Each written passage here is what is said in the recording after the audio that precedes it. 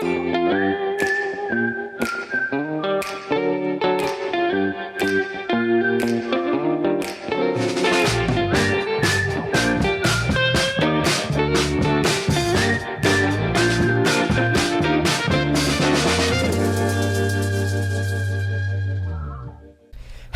everybody. Welcome back to the Schmozone. This is episode 68.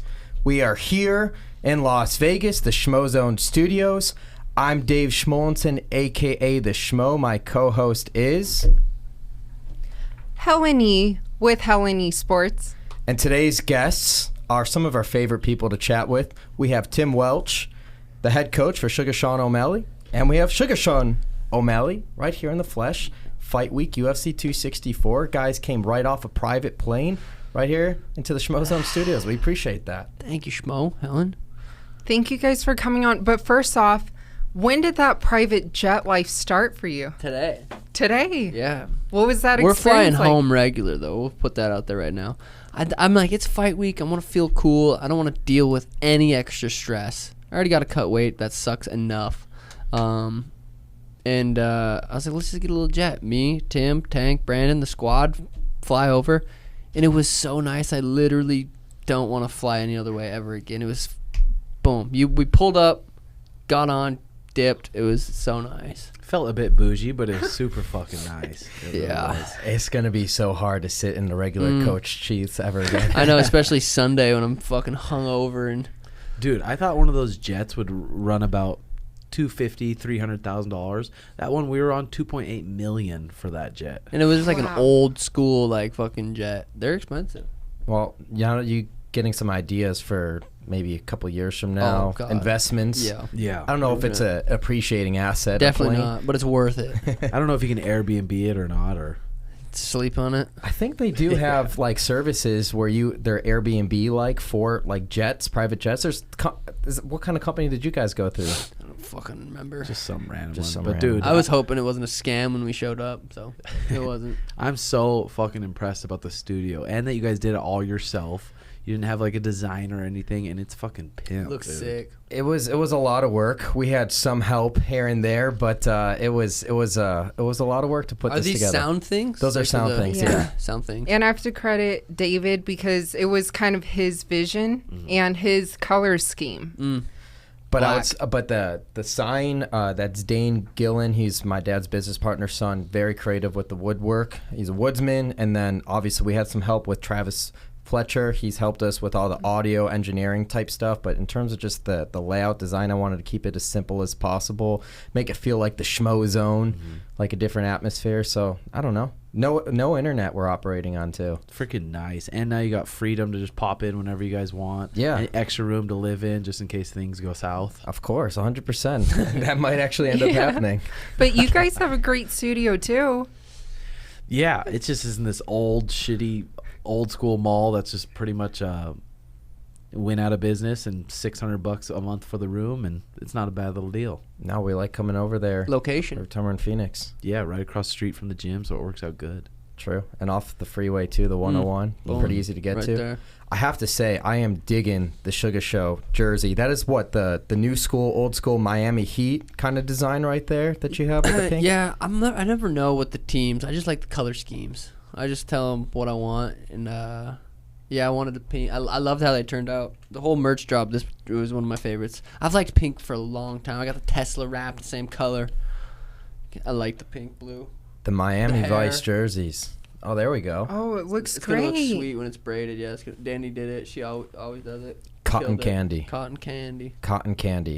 No, but you do it so smart. Like the merch drop, that's the way to do it. A lot of fighters don't do that, and you're the beginning stages of how to market, Dude. which we talked about so many times before. Yeah, people suck at marketing themselves. And that's what we're talking about too. So many people see all the other stuff Sean's doing, like with the merch and the podcast and his own videos and stuff, and then just they think he's not grinding in real life. But I don't train. A lot of people think I don't train, and I could see that from Instagram. If all you followed me was on Instagram, like, what the fuck? What do you do? You don't train. But But it's I kind train of like sometimes. with David, as the Schmo, some people follow him and assume that's all he does. Like, that's his life, and they don't kind of see the back end and the grind behind the scenes. The blessing and the curse of social media. It's like you have a picture portrayed about you in the public sphere, but it's not what's going on behind the scenes in real life. So people just imagine you're always a certain way. And then when you see you in like on a podcast or a normal format like this or walking down the street, they're like shell-shocked. That's who you are. Yeah. I would love to see a day in the life vlog with you guys. But even fighters, like, okay, you train an hour and a half in the morning, sometimes an hour, and then an hour and a half, sometimes an hour at night. But throughout the day, you have all that free time to build on something else. Every time I stream, people come and say, shouldn't you be training? Like, usually I'll train, then go stream. Like, shouldn't you be training? Don't you have a fight coming up? Why aren't you training? I don't know if people are trying to be funny, or not funny, but trying to just be like a dork, or if they're serious. But sometimes I think they're fucking serious, and they're just that stupid. There's only a few people, though, that actually show up to the gym that talk all that shit. I think of that boxing guy that went into boxing, Deontay Wilder. You know, that skinny kid, Charlie Zelenoff and stuff like that. I haven't seen it. There's people that talk a lot of shit online, but then when they see you in person, they're the nicest person to you. They just want a reaction. Oh, yeah. But there's very few people like that Charlie Zelenoff guy that actually talk all that shit, and he shows up to the gym, and I think he got his ass kicked, and that's on a video somewhere. And I think even someone that was talking crap to Derek Lewis a while back, and he showed up and got his ass kicked too. Over at that Houston gym. Damn. At Main Street Boxing. Crazy how delusional some men are. Yeah, well, that some guy that was talking shit on Sean and I ended up coming into my gym, and then I didn't beat him up, but I roughed him up a little bit. He was like an older guy too. Choked him a little Did longer he than cry? I should have. He didn't cry, but then after I'm like, dude, this guy's like slow or something. No, There's well, something he fucking wrong with pretended this dude. like everything he was saying was fake, because he was some financial guy trying to give us advice, which is cool, but we weren't replying to him, and he's like, "Fuck you, pussies," talking shit. Like, I don't remember how the conversation went. Tim said, "You can come in and train if you want," yeah, he was. That was funny. Yeah.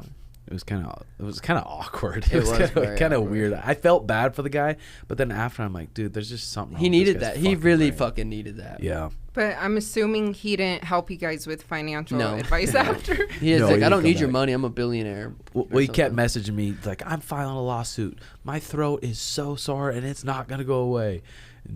Yeah. I don't think he was slow. I think he was just delusional. Yeah. Like most men. Well, he got his 15 minutes of fame. Yeah. Yeah.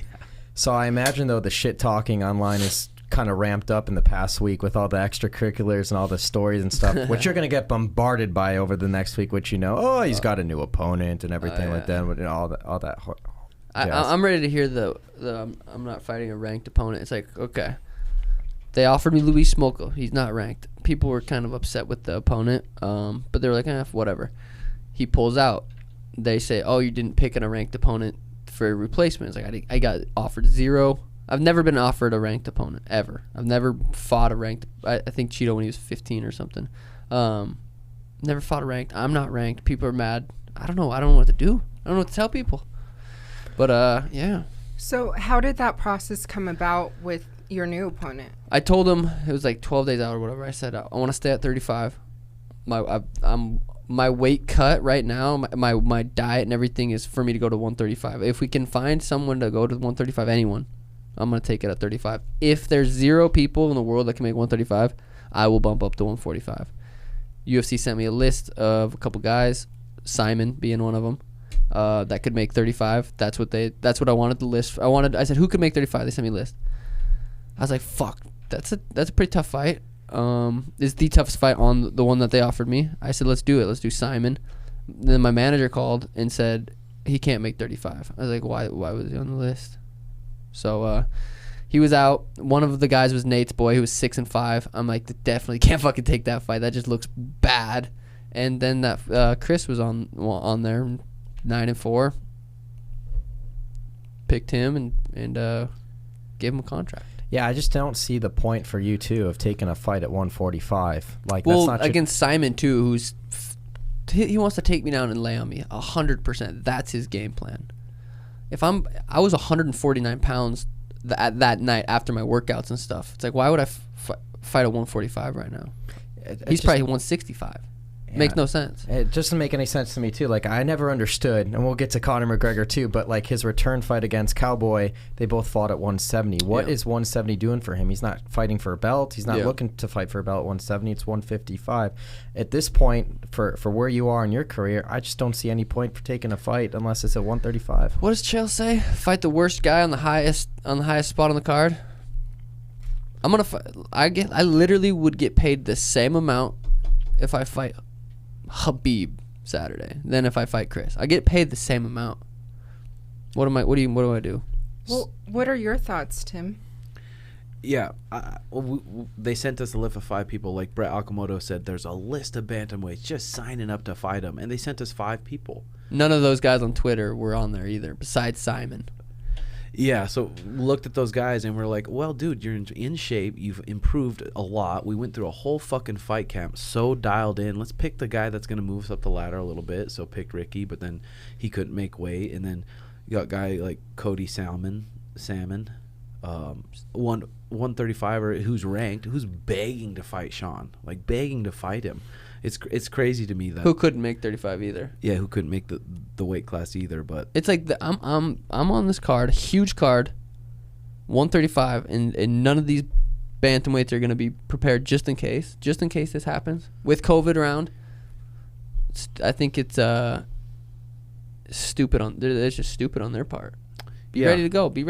Yeah, but gives Kris Moutinho a UFC contract. Sean gifted him a contract, and so he gets to come and put on a show Saturday. Which, I mean, I have a ton of respect for him for taking that fight.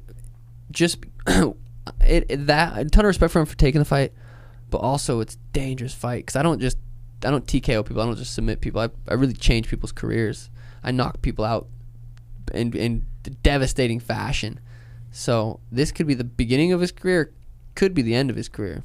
So when you found out that Smoka had to drop out of the fight, how did you pivot training? What was the initial reaction? Like literally nothing changed. Nothing changed? Nothing changed. Well, even with Smolka, it's like he wasn't a specialist anywhere. He's good all around. So our training just stayed the same. Try to improve the conditioning, try to improve striking, try to improve the ground, and just keep the training the same. When they offered me Smolka, I wasn't excited in the sense that I'm like, it's a big fight. It's like it's a Cody, it's a Rob, it's a TJ, it's a Corey. It wasn't a big fight for me.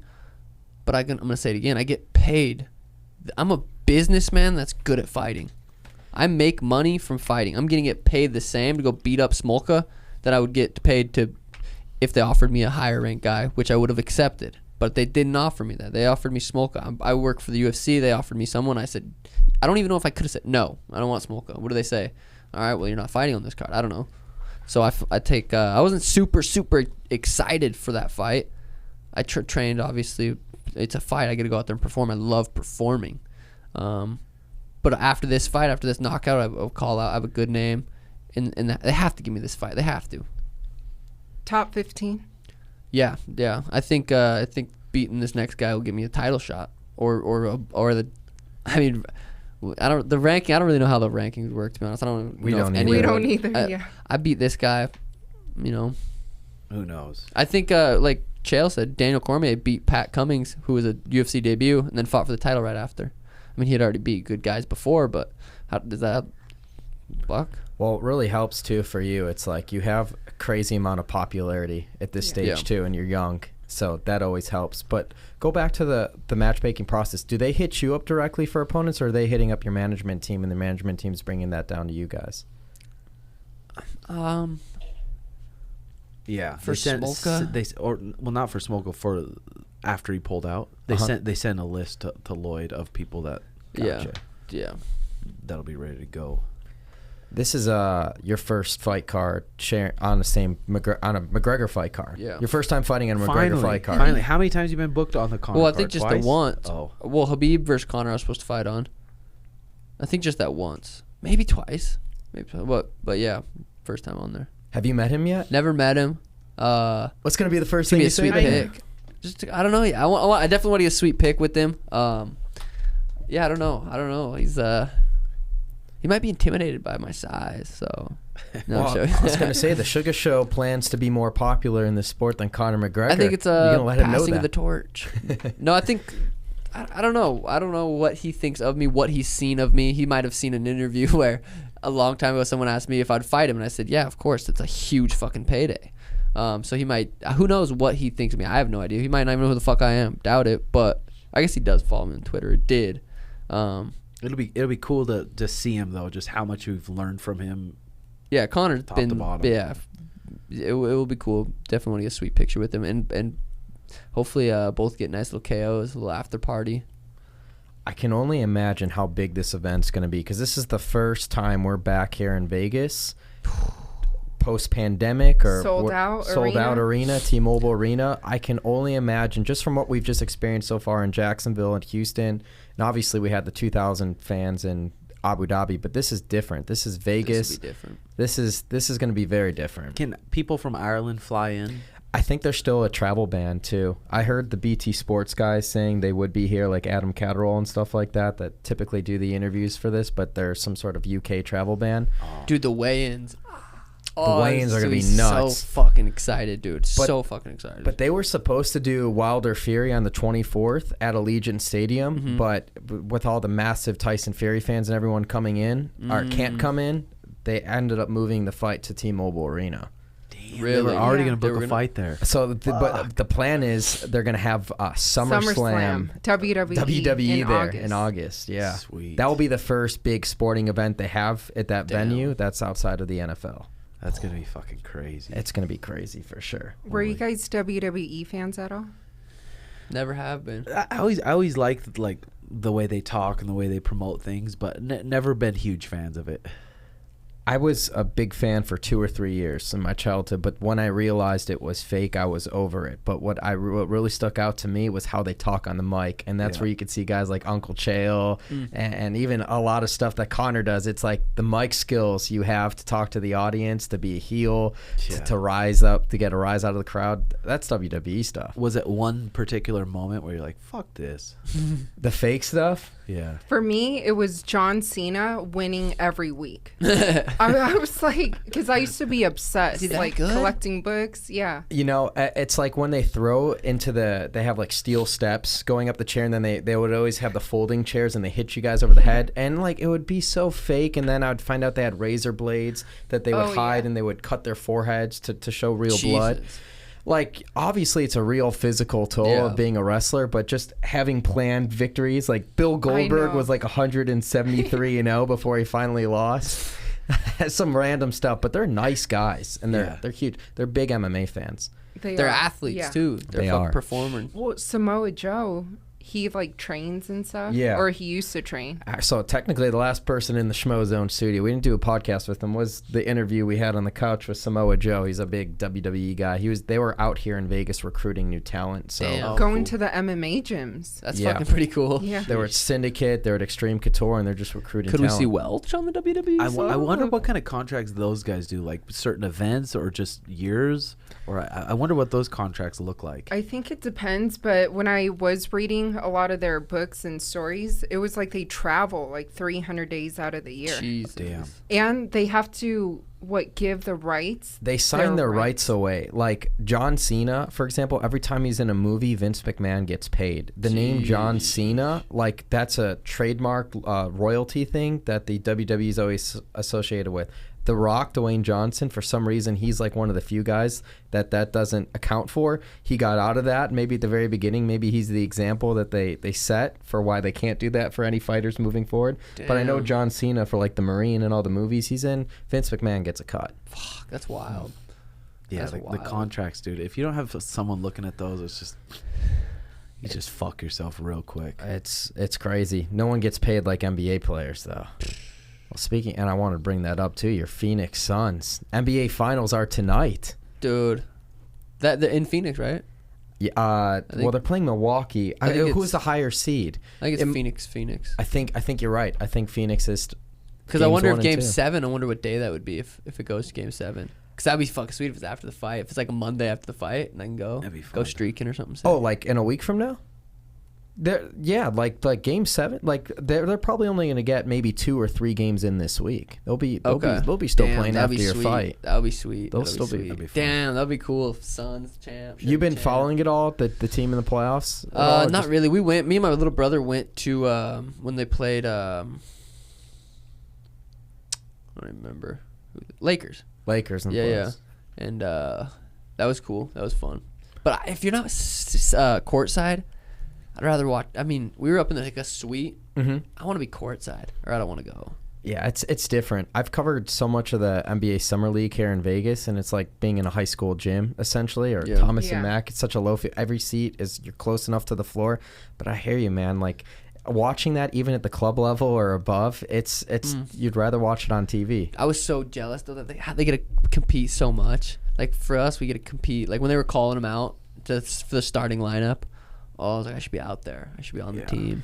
I love watching Devin Booker. The kid's such a star. Did you play against him? I played him in a game of Schmo a few years ago. Oh, did you win? No, he smoked me. He started doing he does those half court shots from the paint from the logo, and he can make them pretty consistently. Damn. And then he's nice, man. He's like a mix of like Ray Allen and Kobe Bryant, like a hybrid. He's smooth like them, but he's like an assassin Pretty like young Kobe too, right? Oh, he's super young. Like 20, what? Maybe 23. Jesus, that's crazy. He's young because he only had his first year.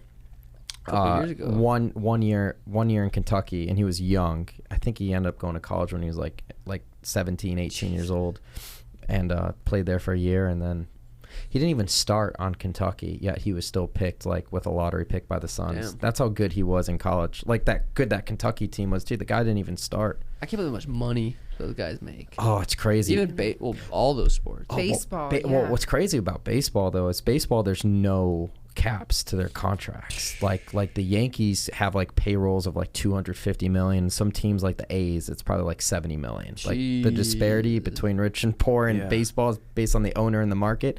But what's crazy to me is there's going to be a huge reckoning, I feel like, in baseball, because a lot of those deals are inked to their television deals, and the way things are going, which we all know about, the streaming world, which you got me thinking on Twitch since our last conversation, but the Twitches, the YouTubes and everything like that, these television deals are going to run out, like these local Fox Sports regional deals, and then where are they going to make that money back? I don't know. I think the contracts you're going to see start scaling down over time. Yeah, it's crazy. One of my buddies who's in the MLB, there's random companies that I don't know if they're random, but they come in and do deals with these prospects, these kids that haven't even made it yet or haven't even made big paydays yet, but they'll give them $700,000 for 10% of their money for the rest of their career. So they'll give it to you, boom. Or you can take it yearly if you want, guaranteed. And they don't even know if the kid's going to make money yet. I'm like, damn, they're doing those kind of deals and everything, huh? Well, that makes me think the other day, didn't they just announce NCAA? You can make money now. No way. Kids, college, it changes everything. Yeah, we'll get to that. But they took away Reggie Bush's Heisman in 2005 because he took money to sign autographs. That was 2005. It's like 2005 or 2006. But they erased his records. They erased the whole season because he took money. But now these kids, what it was is that no one's talking about too. The way the laws were going, the federal government was going to force these colleges, these institutions, that they couldn't not allow these kids to make money off their name and likeness and brand. So they kept this up to the final hour. So if they didn't release this information and kind of do this on their own, their hand was forced, and then the law was going to make them do it anyways, where the athletes can monetize off their name. Man, that's crazy. You couldn't in the first place. It's fucking sold stupid. Out stadium. Yeah. It's crazy. And then if a company like Nike or something comes to you and says, "Hey, I want to do a deal," nope, no taking money. Well, no, you couldn't. Not in college. If you did that in college, you screw away your eligibility. Damn. Like you have to go pro or anything. But what's going to be so nuts now too? It's like an open shark vested waters. Like everyone knows, like the big school programs, the Kentuckys, Wildcats, and then like I don't want North Carolina, the Syracuses, the big powerhouses for basketball, football. They pay their athletes. They have boosters that get them into recruits. Now this shit's gonna be completely muddied and dirty. People are gonna go after high school kids. You're gonna start seeing now. This shit's gonna get wild. It's gonna be the wild, wild west. Like I saw, like Barstool Sports is gonna start sponsoring athletes now and stuff. Fuck. Good for them. Good for them. Seriously, because how many college athletes okay, can't make money through college. First year in the pros, they get fucking fucked up because they've been training their That's whole true. life. But some college athletes might be able to make some money before. Oh, for sure. It's going to be awesome. Not like UFC money though, bud. Freaking sweet. Yeah, 10 to 10. But I think it's going to be good for the whole sports ecosystem too, because that could translate as MMA gets popular, like that could translate to prospects too. I don't know how it will look, but I just think it helps elevate the whole ecosystem. How long is the Venom deal with the UFC? Do you guys know? How many years? 2? Is it 2 or? Was it only 2? I can't imagine it being greater than 5. Yeah. I don't know for sure on Yeah. that. That's a great question. Dang. We were actually sitting in there, though. For what? Their press conference. Oh yeah, we were sitting in that press conference. Yeah. It was boring. It went above us. Yeah, they've done a lot of press conferences too. Like they've done a CBD press conference, but I'm not sure UFC what or the what? UFC. Oh. I'm not sure where they stand on CBD now. Where do you That's guys true. stand on CBD? I think it's Yeah. it's been big in the market for a couple of years now. Where do you guys stand on There's just CBD? so many companies. It's Yeah. just fucking hard to say. I'm sure there's the good quality shit that works, and then there's the shit that's just let's get it out as fast as we can. That probably sucks. Just probably similar to food. Well, I think there's like probably a couple big distributors that everyone goes through and just puts their own labels on That's it. true. Yeah. So it's like, yeah, who knows what's in all this shit? And it's like, Yeah. but fuck it. If someone gives me CBD, I'll take it. Well, I know you guys are marijuana advocates. You know, did you hear about Sha'Carri, That makes me sad. Richardson, and then being suspended 30 days? She can't compete. So she can't compete in the Olympics, right? I believe her suspension will be over in time for the relay, but not her individual race. But what do you guys Is it because make it's of in Tokyo, or is it because it's just the Olympics in the general? Olympics rule? in general, yeah.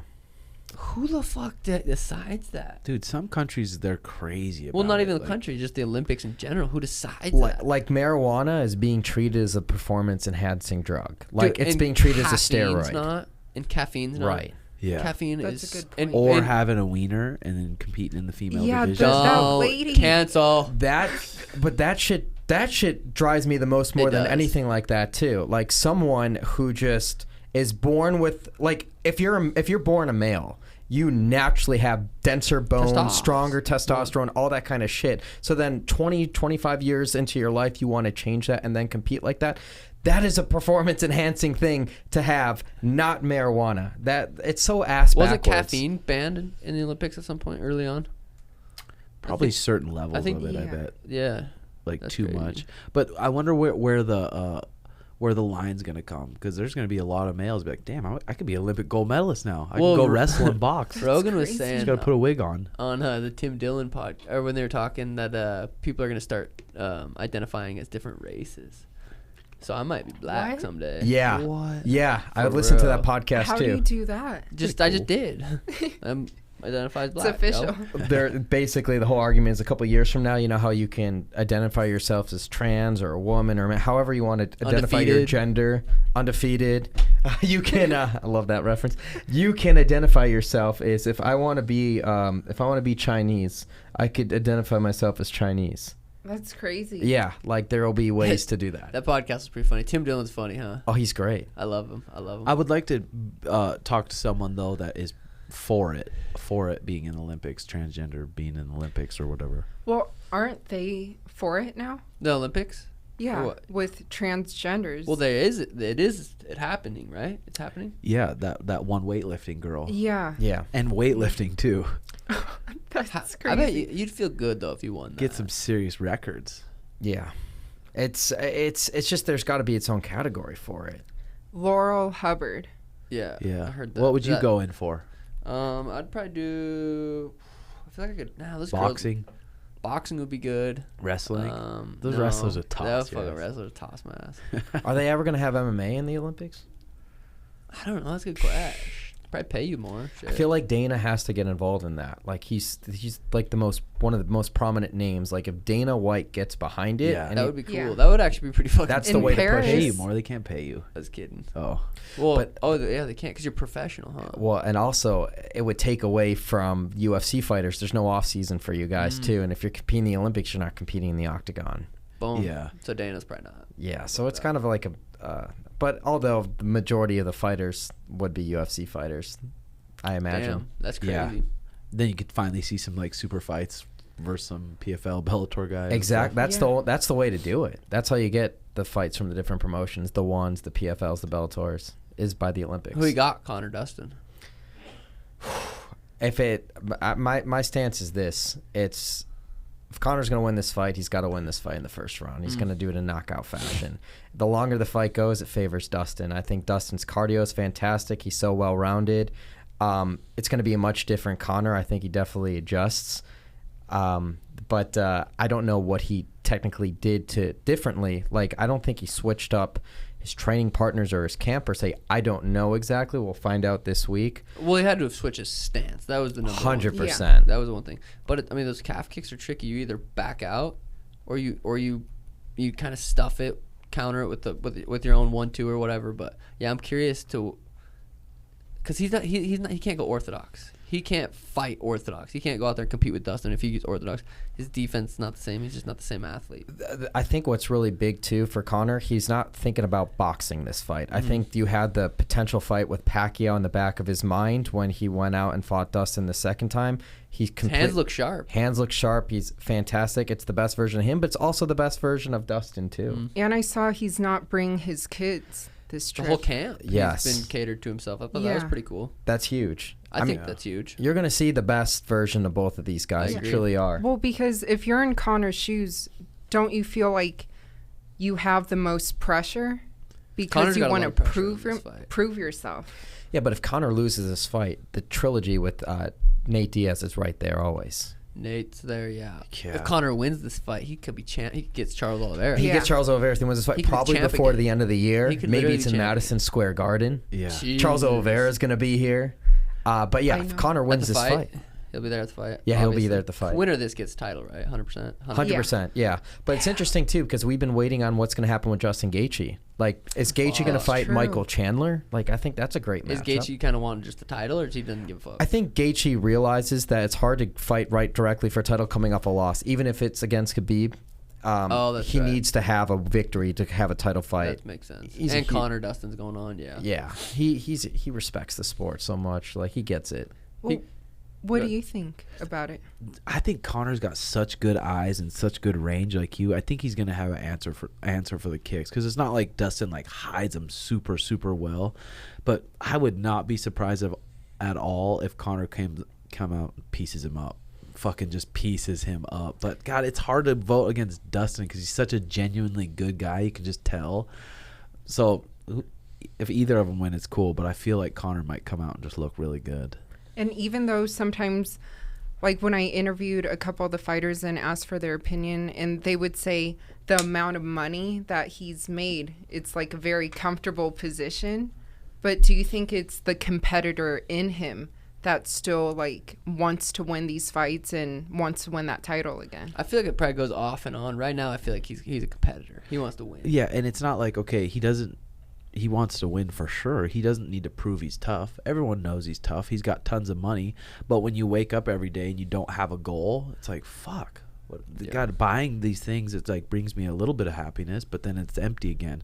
But then having that goal and having that purpose to wake up and train and that hunger, that's the hard thing to probably just get away from after doing it for so many years. Yeah, and still being healthy. 100%. Yeah. And if any media members, I guess, is listening to this podcast, the Schmo was planning to ask him on Thursday, basically where the level of importance of this fight stacks up against the other fights in his career, just to kind of see where his hunger and where his drive is, like the motivation that he has for this fight. Like, does he have a lot more to lose in this fight than he did in, let's say, the Aldo fight, or where things kind of measure up, or the Eddie Alvarez fight where he became the first two division champ simultaneously in the history of the UFC. So it's be interesting to see where he's at psyche. But what I would say, the last thing on it, if I'm Dustin, you know how like Conor tweets, you know, first one to shoots a bitch, or is a dusty bitch. Like, you can't let that get into his head. Like, that's part of Dustin's key to success is the takedown. Can Conor defend the takedown? Because if this is an all around mixed martial arts fight, I think it benefits Dustin. But this thing stays standing, the sharpness of Conor striking will be too crisp. Yeah, and I think that first fight too, Conor came out and expected a boxing match. Mm-hmm. The way he was standing, the way he was moving, you could tell when Dustin took him down that first time. It was totally unexpected. But he got holy back shit. up. Yeah, and he got back up. It's not like Conor can't grapple, but I think it's going to be a lot harder this time to take Conor down. He's going to be prepared for it. But I just want to see, as a fan, like, Conor keep going. Because if he loses this and then maybe loses one more, we might not ever see him again. So hopefully. Well, what about him going into that rematch with Dustin and him being the, quote, nice guy? And then this time kind of having that old persona back? Well, I felt like when he beat Cowboy and he was that nice guy, he's like, oh, that shit worked. I'm gonna Right. go with that again. And then almost forced it against Dustin rather than against Cowboy looked genuine. It looked, wow. And then against Dustin, it was almost like forced, I felt like, maybe a little bit. But you guys can attest to this. But the balls he's got to have, though, he gets knocked at finish for the first time, really like TKO'd for the first time in his career, and then to come back in 5-6 months later, no tune-up fight, no one. The next opponent you fight is the guy who just TKO'd you, and it's not phasing him. Like, you got to think somewhere maybe deep down maybe he's just getting rid of that thought altogether, but he had to at some point think about that. I think he truly believes it. He can beat Dustin again. It was his it was his game plan. A tactical it was a error strategy too, going yeah. into the fight. That's what I think too. I think he looks at it as like, I was piecing him up and I didn't check a kick. I didn't have an answer for the kick, and I think that's where he's gonna come in and. Well, he also fix said it. he never really been calf kicked before, which is crazy. Yeah, well, who Maybe he's not in his training fights that were smacking his legs in his previous fights? Yeah, no. I can't think of any like specific example of someone who really went after his leg, because also he has a lot of first round finishes too. Yeah. The other big fight, the co-main event too, which I'm really excited Me for. fucking too. It's Gilbert Wonder Boy. Burns against Wonder Boy, like karate versus jiu-jitsu at its finest. And I know Wonder Boy, one of his big opponents throughout the years, Raymond Daniels of Bellator, that's the person who Gilbert brought to Sanford MMA as his training partner for the karate stance and everything like that. But this is a huge fight because Wonder Boy is that one guy who's ranked in that top 5, top 6 of that division that hasn't fought Usman. And Gilbert's coming off that loss to Usman. And, like, will Gilbert lose 2 in a row? Will Wonder Boy get this fight? Like, what fascinates me is Dana said that Kobe's next for the title shot, right? But it hasn't been announced yet. And it hasn't been announced yet, and we have this fight here. If Wonder Boy wins this fight in spectacular fashion, I can easily see him fighting for Usman for the title next because of that. I wonder who Usman would rather fight. Thompson's such a fucking tough especially fight, in the big dude. cage. The way he moves around in the big cage, it's a way different fight than it is at the Apex for Gilbert. I think he'd be a nightmare to fight Stephen Thompson. Yeah, and Stephen Thompson fought his good friend and who's huge, Vicente Luque. Like that was in Madison Square Garden, and that was a crazy fight. And I mean, Gilbert had a front row seat because he was cornering him in that fight. I think Thompson takes it, fights Usman, takes Usman. Well, then Because he's 38, right? He is honestly, I think, probably one of the most difficult matchups for Usman. Like, Usman gets through Wonder Boy, like, that's crazy legacy shit. Usman's already top pound for pound right now. It's got he is, Definitely. for sure. Is But he actually, though? Well, I think it depends on John Jones. I think they still may have him first. I mean, I'm not. He beats Wonder Boy and or Colby, one of the two. Like, I easily make an argument. Usman's better, greatest welterweight of all time, surpassing GSP. Yeah, I think so. If- the level he's beat. But if Usman does fight Wonder Boy, if, say, Wonder Boy beats Burns in an impressive fashion, then Usman's like, okay, I want to fight Wonder Boy. Where does Colby stand? Leon Edwards. Colby will probably chill. Or didn't Jorge Masvidal say he wants Yeah. to fight him or Nick Diaz? Yeah. Yeah, I mean, the Masvidal fight's great. Well, with actually, Colby. when we had Jake Shields on, he was like, he'd want to see Nick fight Jorge. That's great, too. Dude, I'd watch. That would be such a huge fight. I feel like That that would would. sell so many pay-per-views. Dude, Yeah. Nick's return fight. But yeah, I'm not mad with Colby fighting Usman, too. The whole I think division, that's Of great. course I not. like how it's playing out. It's good. Except It's for moving. Usman's Interesting. running out of guys to. Yeah. Thompson's got to be next. Got to win, but he's got to beat fucking Burns. Thompson or Colby. But, Thompson's got to win in a certain way. If he wins that, I could definitely see them doing that. Has Usman ever hinted at going up? Or No, Yeah, without Adesanya. he did. It was If if Israel's- Marvin would have beat Yeah. him, beat Adesanya, then he would have fought Marvin at 185. God, that's a big jump. 15 pounds is a big jump. Fuck yeah, it is. But I remember when Conor was saying he'd fight Usman at 170. God, it's not. No, It's not happening. It's not a good idea. But I thought that was a topic of conversation at one point. I don't think it really was. Like, would Conor really go up to 170 and fight Usman? Does he not see what I see? I don't think he would fight Usman. I don't think he would at this point.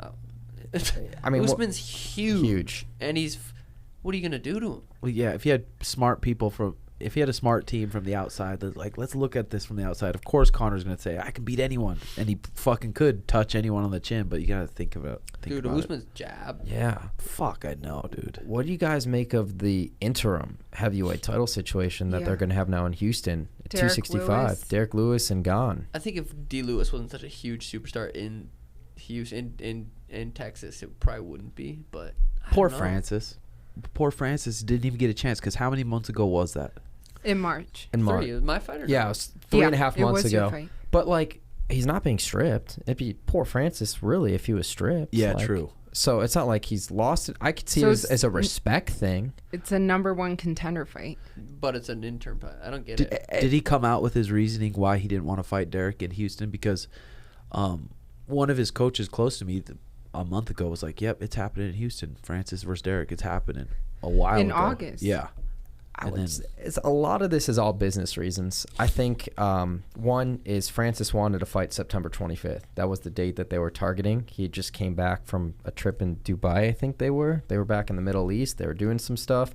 It has been 3 months. I guess September would be 6 months, so which is normal. Like 2 to 3 fights a year is normal, I guess, for the most part.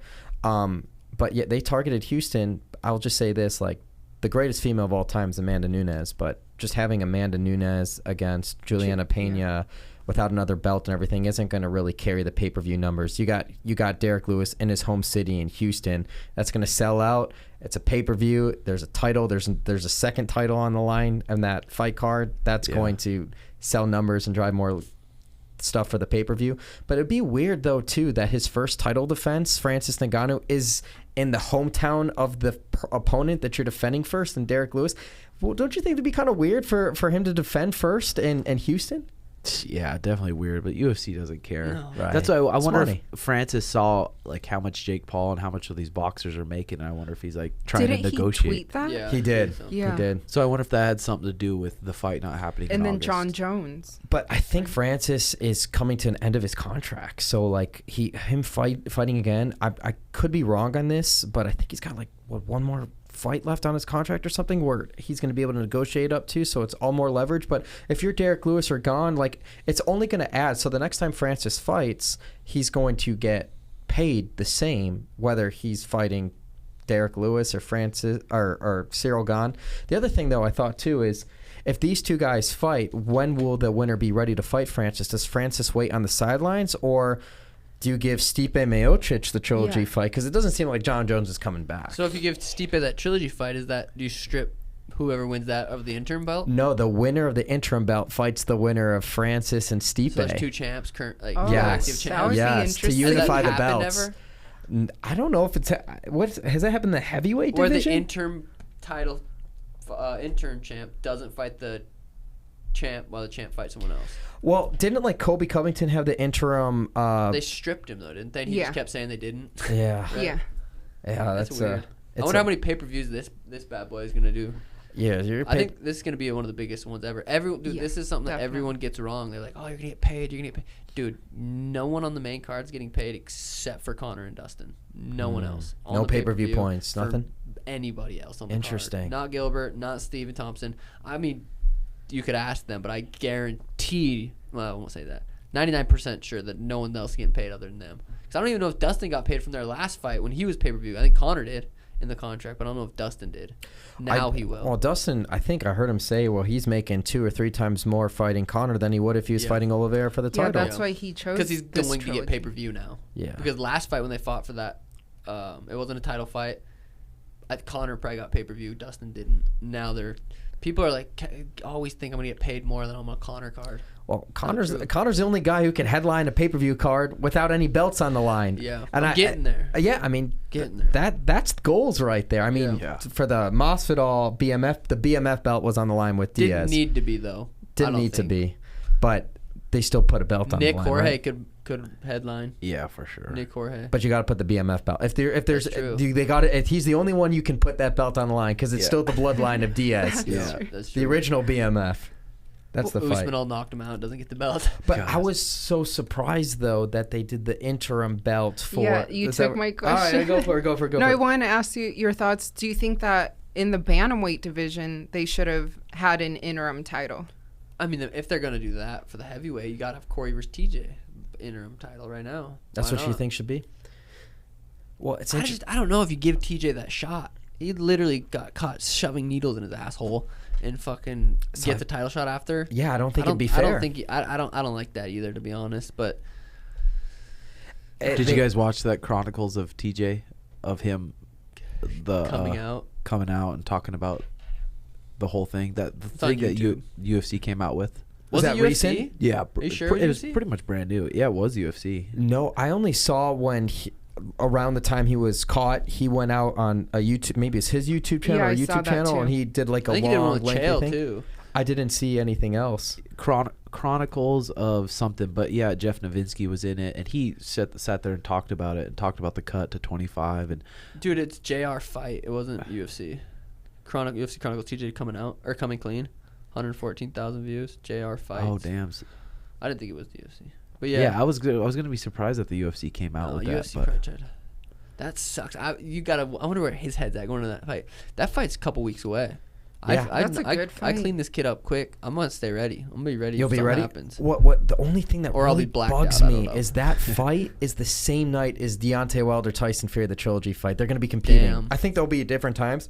I think that because boxing they always Both put them Vegas. both Vegas. That'll be Apex though.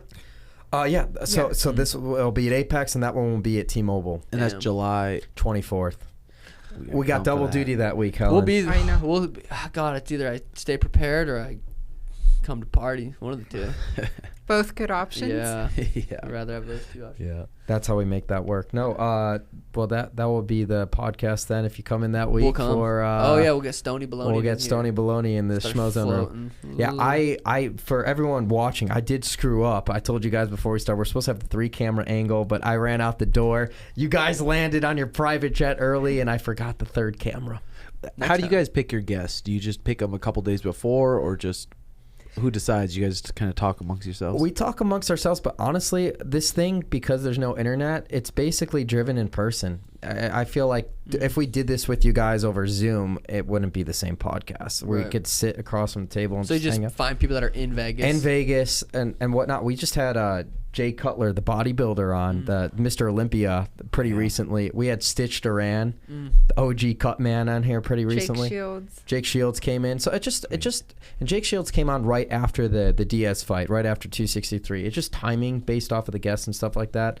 We might double up the podcast this week because everybody's in town Yeah, might as well. for 264. 264? This is 264. Hell yeah, that's nice. I'm excited, man. So what's the plan now? So you come from here, you get tested, and then are you in a bubble? What's is it a quarantine thing? Same protocol as it was last fight. Quarantined. Today we can't leave until tomorrow until our test comes back, and then it's shuttles to PI. That's it. We can go to the PI. I think we can go to Whole Foods, but we'll probably just order online. But yeah, just cutting weight, water loading right now. Cut weight. Basically. I heard the UFC bought that hotel we're staying in. I wouldn't be surprised. But the UFC, I know Dana has plans to build their own hotel. You know, they have the land and stuff like that to make everything self-sufficient, and that's the way to be in Well, dude, they 2021. used to. If me, Tim, Brandon, and Tanquino were coming down for a fight, and we in Phoenix, and we're staying in Vegas, we'd get one room. They'd give us one room. Mm-hmm. Obviously, I'd buy another room for Tank and Brandon, but they need to buy. They're so stingy. They The need females to build get two. The females get two. They need to build a hotel, or the one that we're staying at is fucking sweet. It's Tim and I get a suite.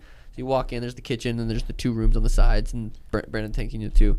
That setup right there is perfect. Yeah, they keep that. I think you guys are the only ones, the fighters and UFC personnel are the only ones at that hotel still. Yeah. They've had that since the beginning of the Yeah, pandemic. the sign that says it's closed to the public. They have Close to the security Yeah. all 24/7 watching. Yeah, 2 different suites and then your own suite for your workout room. Yeah. The way they have it set up right now is fucking perfect. Yeah, it's And then when you want to go to the PI though, do you have to like schedule times in Yeah, advance and you do. stuff? Yeah, that's why we stopped driving. I used to drive down every Vegas fight, but now Yeah, we the can't. last We fight. can't take our own cars anywhere. So I just dude, I'll probably never fly here or drive here normal again. Well, is Moving on Danny up. and Elena coming? They're gonna come to the fight. Yep, Danny and Elena's coming. Tim's girlfriend Mariah's coming. But they'll have to stay at the other hotel and everything until after. Then after party time. You got the after party. I saw that all locked up. Yeah, I mean, I'm just gonna go with the flow. I'm not getting paid to be anywhere, so we'll show up wherever I feel need. Steve 100%. Aoki's a big fan of you. It'd be cool to go check out his house. Have you seen all Steve his Aoki wants to MTV hang cribs out. or his Well, cribs? I think there's gonna be a lot. Marshmallow, I think, is performing. Yeah. I heard Biebs might pop up somewhere. I think there's gonna be a lot of celebrities. I'm hoping 6ix9ine shows up. I'm trying to hang out with him. That'd be Dude. crazy. Yeah. If me and Six get a pick, break the internet. 100%. Sha'Carri. Seriously. Yeah, that think one you'll have and better your hair. pick with Connor. God, Yes. me, Connor, and Six I taking over the rap. I just game. want to know what the conversation's gonna be like, man. With Connor? Yeah, that's what I'm so curious about. Yeah, I don't You know. gotta say you're just been a fan for a long time. Because how many fights? Been a fan. Probably for Been a 3-4 huge fights. fan. Literally right before we walked to the arena, watch some of his fights. Watch the way he walks out. Watch the way he composes Yeah, himself I've in the definitely cage. learned Like, a lot of. I have a lot of people like, you're trying to copy Connor and stuff. It's just so fucking stupid. But I have learned a lot from. Is it bad to learn from people that you want to emulate your life around in a sense? 100%. or Like, career, yeah. or career. I've learned a lot from Connor, how he handles pressure. I think I did a lot of those things good, but he's definitely helped me improve in those areas. For sure. Punching some old Well, guys when you're pissed. Yeah, I remember after that David Nuzzo knockout, like the reason I kind of learned kind of like the spin this way, spin the opposite way is I seen Connor do it, but he did it different. He did like a teep and then a spun the other way, or a kick and then a spinning body kick. But it was like that got in my mind. I was like, oh, that's fucking sweet. And then I would go out there and knock out David Nuzzo with a right head kick to a spinning back kick. That was from watching Connor. I remember I messaged him on Twitter or Instagram or something that night. I'm like, dude, I learned that from you. I was like 21 years old and never messaged me back. But yeah, I've learned a lot from him. Yeah, I think what fight was it? Was it him versus Dennis Seaver where he said he head kicked him and he said he wanted to spin the other way, and then we went to the UFC gym, we were drilling it on the pad. Yeah. And then that fight in the LFA kind of what blew Sugar up. Boom. Happened. That might happen this fight too. Dude, I want to do something that's never been done. your this knockouts fight. are fantastic. Just the Thank way you, you brother. walk. What makes it too is obviously the way you finish it, but then your reaction to finishing the fights, like whether you're dunking and stuff like that, or whatever I like you're the doing. the Eddie one was the cool dip, hit him just completely calm, dipped. The Almeida one was cool.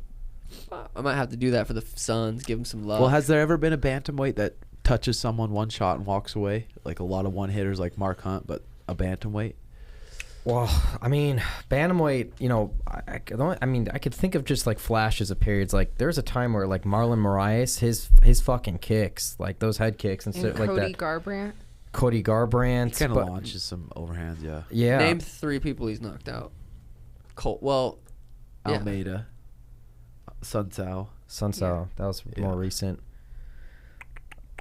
KOs. Other than that, I'm not sure. But no, I would say already from your resume, like the amount, like your people are associating your name with the knockouts and with the finishes too. Like KO you're doing a King. good job.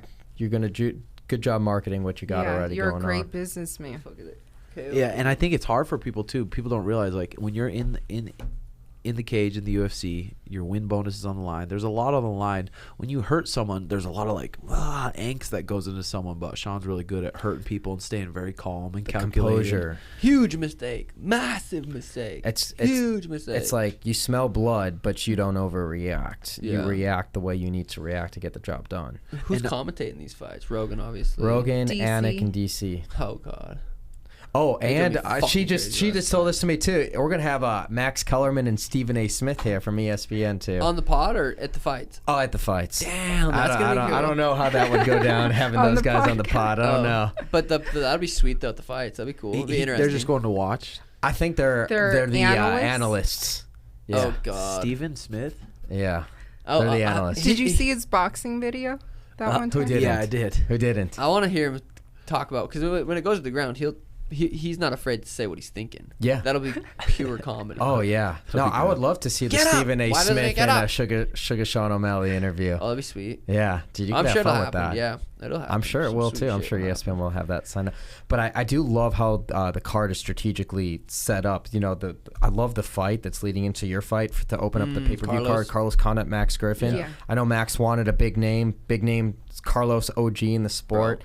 That will be a fun fight. I wish they would have put Michael Pereira and Nico on the main card. Oh, that's gonna be a fun. great That's right there fight. too. Yeah. Crazy. God. I don't really watch any fights before my fight, but it'll be nice because I fight and then it's like 45 minutes fucking interviews, hour, whatever. Yeah. So those two fights right before Gilbert and Steven, I won't be able to watch, but I imagine you're going to stay there through the end. yeah, right? yeah. Probably be in the green room. Start taking snacking. shots early.